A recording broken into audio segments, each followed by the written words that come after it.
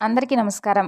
ఈరోజు తులారాశి వారు 22 అలాగే 23 ఈ 2 రోజుల మధ్య ఒక చిన్న వస్తువును దానంగా ఇస్తే మీకు తప్పకుండా మంచిగా ధనాన్ని పొందేటటువంటి అవకాశం అయితే తులారాశి వారికి ఉందండి. అలాగే తులారాశి వారు చేసేటటువంటి ఆ దానం ఏమిటి? అలాగే ఏ దానం చేయడం వలన వారికి ధన సమృద్ధి కలుగుతుంది?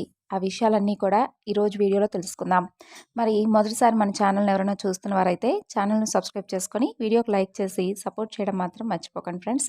ఇక తులారాశి వారు ఏ దానం చేస్తే వారికి 4 వైపులా ధనం దూసుకురావడం వలన వారు పొందేటటువంటి ధన సమృద్ధి ఏ విధంగా ఉండబోతుందో ఈరోజు మనం పూర్తిగా తెలుసుకుందాం. వీడియోని స్కిప్ చేయకుండా చూడండి. అప్పుడే మీకు విషయం అంతా కూడా అర్థమవుతుంది. తులారాశి వారికి సోమవారం నాడు ఈ యొక్క వస్తువును దానంగా ఇవ్వడం వలన పరమేశ్వరుని యొక్క అనుగ్రహం మీపై సంపూర్ణంగా ఉంటుంది అని చెప్పుకోవచ్చు. మరి తులారాశి వారు ఏ వస్తువును దానం చేయాలి, అలాగే వారు పాటించవలసినటువంటి చిన్న చిన్న పరిహారాలు, ఆ విషయాలన్నీ కూడా ఈరోజు మనం తెలుసుకుందాం. తులారాశి వాళ్ళంటే చాలా మంచి స్వభావాన్ని కలిగి ఉంటారండి. అలాగే వారి మనసు కావచ్చు, వారి ఆలోచనలు కావచ్చు, వారు ఉండేటటువంటి విధానం కావచ్చు, చక్కగా ఒక పద్ధతిగా ఉంటుందన్నమాట. వారి విధానం అంతా కూడా చూడటానికి చాలా ముచ్చటగా ఉంటారండి. అలాగే కాకుండా ఏంటంటే వీరికి కొంచెం కోపం ఎక్కువగా ఉంటుంది. కానీ కోపం ఏంటంటే అన్ని వేళలా ప్రదర్శించరు. ఎప్పుడైనా కానీ ఏదైనా కానీ అంటే జరగరానిదంటే జరిగితే అలాంటి సిచ్యువేషన్ జరిగినప్పుడు మాత్రమే వీరైతే కోపాన్ని ప్రదర్శిస్తూ ఉంటారు. కానీ చాలా మంచి మనసునైతే కలిగి ఉంటారు తులారాశి వారు. అయితే వీరు చెడిపోవాలి, వీరు బాగుపడకూడదు, ఇలాంటి అంటే ఎప్పుడూ కూడా ఈ విధంగా ఎవరిపైన కూడా వీరైతే అటువంటి ఆలోచనలు కూడా కలిగి ఉండరనమాట. చక్కగా అందరూ కూడా సంతోషంగా ఉండాలి, అందరూ బాగుండాలి అనే విధంగా తులారాశి వారు ఆలోచిస్తూ ఉంటారు. అలాగే వీరికి తోచినంత సహాయం ఎదుటి వ్యక్తులు చేస్తూ ఉంటారు. వారికి ఉన్నంత సహాయం అయితే వీరు తప్పకుండా ఏదో ఒక అంటే ఒక్కరికైనా ఉపయోగపడే విధంగా మంచి పనులు చేస్తూ ఉంటారనమాట. ఆ సహాయం మాత్రం ఖచ్చితంగా అయితే వీరి వలన వారికి ఉపయోగపడే విధంగా చేస్తూ ఉంటారు. అలాగే చిన్న వయసులోనే అంటే వీరికి ఇంటి బాధ్యతల పరంగా ఎక్కువగా అంటే బరువు బాధ్యతలు ఎక్కువైపోయి కొంచెం ఎక్కువగా తులారాశి వారు సఫర్ అవుతూ ఉంటారు. కొన్ని విధాలుగా ఏంటంటే గనక కుటుంబ భారం మొత్తం కూడా వీరి మీద పడి కొంచెం వీళ్ళు క్షీణించిపోతూ ఉండేటటువంటి అవకాశం కూడా ఉంది. అలాగే ఒక రకంగా చెప్పాలంటే అండి వీరికి ఇబ్బందులు కూడా కలుగుతావు అంటే ఎక్కువగా ఇబ్బందులు ఎదురవుతూ ఉంటాయన్నమాట. అంటే ఆరోగ్యపరంగా కావచ్చు, లేదంటే ఏదైనా వ్యాపార పరంగా కావచ్చు, లేదంటే ధనపరంగా కావచ్చు, ఎక్కువగా బాధపడేటటువంటి అవకాశాలే ఇప్పటి వరకు తులారాశి వారికి ఎదురయ్యాయి.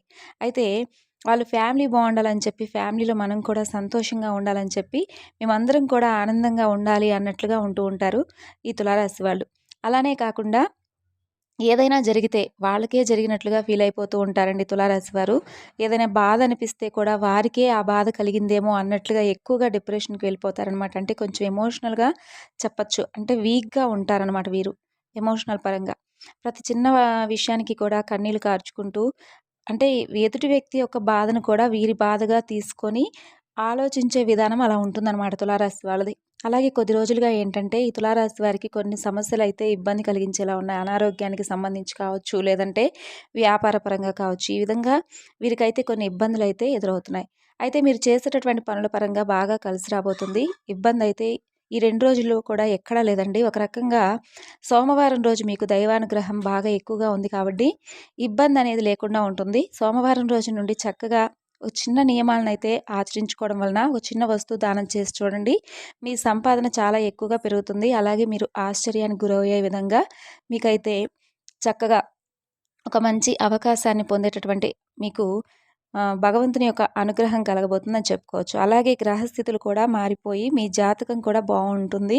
ఈ 2 రోజులు ప్రతిరోజు కూడా అంటే గ్రహస్థితులు మారుతూ ఉంటాయన్నమాట. కాబట్టి ఒక్కరోజు ఒక్కో విధంగా ఉంటుంది కాబట్టి గ్రహాల బలం బాగుంటేనే కదా ఏదైనా కానీ మనకు అన్ని విధాలుగా గుడ్ న్యూస్ కానీ, బ్యాడ్ న్యూస్ కానీ ఉంటూ ఉంటాయి. ఇక రోజుల్లో ఏంటంటే గ్రహాల అనుకూలన బట్టే మనకి ఏదైనా కానీ జరిగేటటువంటి అవకాశం కూడా ఉంటుంది. మంచి వార్తలు కానీ, చెడు వార్తలు కాకుండా ఇలా కొన్ని విషయాలు కూడా జరిగేటటువంటి అవకాశం ఉంటుంది. మన జీవితాన్ని మన జాతకం అంటూ అంటే మన జీవితమే మన జాతకం అంటూ ఉంటాం కదండీ! ప్రతిరోజు కూడా మన జాతకం కావచ్చు, గ్రహస్థితులు కావచ్చు, ఈరోజు ఉన్నట్లు రేపు ఉండవు. కాబట్టి అసలు మనమే ఈరోజు ఉన్నట్లు రేపు ఉండం కాబట్టి గ్రహస్థితులు కూడా అంతే విధంగా మారుతూ ఉంటాయన్నమాట. అయితే మంచి సమయం ఈ 2 రోజులు కూడా మీకు అన్ని విధాలుగా కలిసొచ్చేటటువంటి సమయం. అలాగే ధన సమస్యలు కానీ, లేదంటే అప్పుల బాధలు కానీ, లేదంటే ఎవరి దగ్గరనైనా మీరు డబ్బులు తీసుకొని తిరిగి మీరు పొందకుండా ఇబ్బందులను ఎదుర్కొనేటటువంటి అవకాశాలు ఉన్నవారు కూడా ఈ 2 రోజులు మీకు అనుకూలిస్తాయని చెప్పుకోవచ్చు. అలాగే ఇక కొంతమంది శాపాల వలన, పాపాల వలన ఇలా మనకున్నటువంటి తలరాతను మనం ఎవరం కూడా మార్చుకోలేం కాబట్టి, గ్రహస్థితుల వలన అంటే కొన్ని గ్రహస్థితుల వలన తప్పకుండా మార్పుల వలన ఒకరికి బావుంటుంది, ఒకరికి బాగుండదు అని ఇలా జరుగుతూ ఉండేటటువంటి అవకాశాలుంటాయి కాబట్టి, మనకు మనం చిన్న చిన్న పరిహారాల ద్వారా మనం దైవానుగ్రహాన్ని పొందేటటువంటి అవకాశం ఎక్కువగా ఉంటుంది. అయితే ముఖ్యంగా మీరేం చేయాలంటే సోమవారం ఉదయం అంటే సూర్యోదయానికి ముందే నిద్రలేవండి. సూర్యుడు అంటే పొద్దెక్కిన తర్వాత కాకుండా చక్కగా సూర్యుడు రాకముందే నిద్రలేచి మీరు ఆడవారైతే చక్కగా ఇంటిని శుద్ధి చేసుకొని, ఆ తర్వాత స్నానాది కార్యక్రమాలన్నీ కూడా పూర్తి చేసుకొని, ఇంట్లో దీపం పెట్టుకోండి. ఇంట్లో దీపం పెట్టుకొని, ఆ రోజు సోమవారం విశేషించి పరమేశ్వరుని యొక్క అనుగ్రహం ఎక్కువగా మీకు కలగాలి అంటే, ఆ రోజు స్వామివారికి సంబంధించినటువంటి పూజలు చేసుకొని, స్వామివారికి ఇష్టమైనటువంటి నైవేద్యాన్ని సమర్పించి, అలాగే స్వామివారికి సంబంధించినటువంటి పరమేశ్వరుడికి సంబంధించినటువంటి అష్టోత్తరాలు కానీ, లేదంటే స్వామివారి యొక్క నామాలు కానీ, లేదంటే కథలు కానీ, ఇలాంటివి ఏమున్నా కూడా కాసేపు ప్రశాంతంగా కూర్చొని పూజ గదిలో కూర్చొని స్వామివారి గురించి ఎక్కువగా కాసేపు టైం అయితే స్వామివారికి స్పెండ్ చేసే విధంగా ఉండండి. ఎక్కువగా మీరు ఆ యొక్క సమయంలో ఓం నమ శివాయ అనేటటువంటి ఈ నామాన్ని జపించినా కూడా మీకు అద్భుతమైనటువంటి దైవానుగ్రహం కలిగేటటువంటి అవకాశం ఎక్కువగా ఉంటుంది. అలాగే ఆ సోమవారం రోజున మీరు చేయవలసినటువంటి ముఖ్యమైన పని ఏమిటి అంటే పూజ అయిపోయిన తరువాత దగ్గరలో ఉన్నటువంటి శివాలయం ఎక్కడైనా కనిపిస్తే శివాలయానికి వెళ్ళేసి స్వామివారిని సందర్శించుకొని రండి. అలాగే గుడి చుట్టూ మీకు ఎన్నైతే వీలుంటే అన్ని ప్రదక్షిణలు చేసుకొని స్వామివారి యొక్క దర్శనం చేసుకొని రావడం వలన ఆ రోజు మీకు సంపూర్ణమైనటువంటి దైవానుగ్రహం అయితే మీపై పుష్కలంగా ఉంటుంది. అలాగే సోమవారం రోజున మీరు చేయవలసినటువంటి దానం ఏమిటి అంటే 11 యాలుక్కాయలను ఎవరైనా అక్కడ గుడి దగ్గర ఉండేటటువంటి పేదవారు ఉంటారు కదా! 11 యాలుకలను మీకు ఎంత తోస్తే అంత ఆ పేదవారికి సహాయం చేసేటప్పుడు ఒక్క వ్యక్తికైనా సరే ఆ డబ్బులతో పాటు ఆ 11 యాలకులను కూడా ఒక పేపర్‌లో కట్టేసో, లేదంటే ఒక చిన్న గుడ్డ ముక్కలో కట్టేసైనా సరే 11 యాలకులను కట్టేసి, ఆ డబ్బుతో పాటుగా ఆ యాలకులను పేదవారికి ఎవరో ఒకరికి దానంగా ఇవ్వండి. అలాగే మీకు తోచినంత సహాయం అంటే ఇంత ఇవ్వాలి అమౌంట్ అనేది కాకుండా మీకు తోచినంత సహాయం మీరు ఎంతవరకైతే మీకు ఇవ్వగలరో, ఎంత శక్తి ఉందో అంతవరకు ఒక్క వ్యక్తికైనా సరే ఆ విధంగా దానంగా ఇవ్వండి. తర్వాత ఇంటికి వచ్చిన తర్వాత కూడా మీకు ఆహ్, సో రో అంటే ఆ రోజు సోమవారం రోజు మీకు ఎంతసేపు వీలుంటే అంతసేపు దైవనామ స్మరణ చేసుకుంటూ ఉండడం వలన మీకు అన్ని విధాలుగా కూడా కలిసొచ్చేటటువంటి అవకాశం అయితే ఎక్కువగా ఉంది తులారాశి వారికి. అలాగే పరమేశ్వరుని యొక్క అనుగ్రహంతో పాటు అధికమైనటువంటి ధనలాభం కూడా మీకు కలిగేటటువంటి యోగం ఈ 2 రోజుల్లో ఎక్కువగా కనిపిస్తోంది కాబట్టి, ఈ యొక్క సమయాన్ని మీరు తప్పకుండా వినియోగించుకొని, ఇప్పుడు చెప్పినటువంటి ఆ వస్తువును దానంగా ఇచ్చి, తర్వాత వెంటనే రావాలని ఏం లేదండి. ఏదైనా కానీ మనం ఇప్పుడు ఒక పని చేస్తాము. ప్రతిఫలాన్ని వెంటనే ఆశించకూడదు కదా! దానికంటూ ఒక నిర్దిష్టమైనటువంటి సమయం అనేది ఉంటుంది కాబట్టి, ఆ సమయం వచ్చేంత వరకు మనం కూడా వేచి చూస్తూ ఉండాలి. కాబట్టి మేము ఈరోజు ఈ దానం చేసేసాము. వెంటనే మాకు ఆ ప్రతిఫలం రాలేదే అని చెప్పి దానికోసం ఎదురు చూస్తూ కూర్చోకూడదు.